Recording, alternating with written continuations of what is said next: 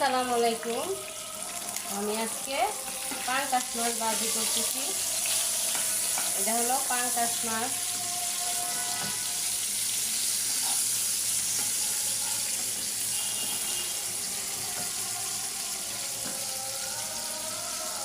অনেকে মনে হয় খায় না, কিন্তু আমগো বাসায় বাচ্চারা খায় পছন্দ করে, তাই একটু বড় বড় পাঙ্কাশ মাছ আনি না এরকম করে আমি ভাজি করে দিই।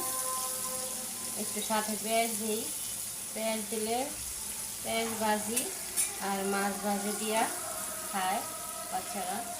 সাইডে একটু পেঁয়াজ দিয়ে রাখি, যাতে পেঁয়াজগুলো একটু নরম হয়। মাছ এখন হতে হতে আমার পেঁয়াজটাও ভাজি হয়ে যাব।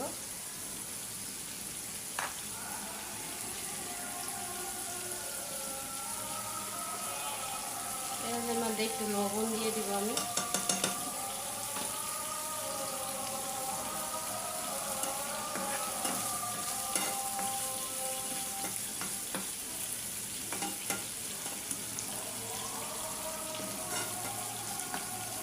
কিছুক্ষণ পর আরেকবার একটু লাড়া দিয়ে দেবো।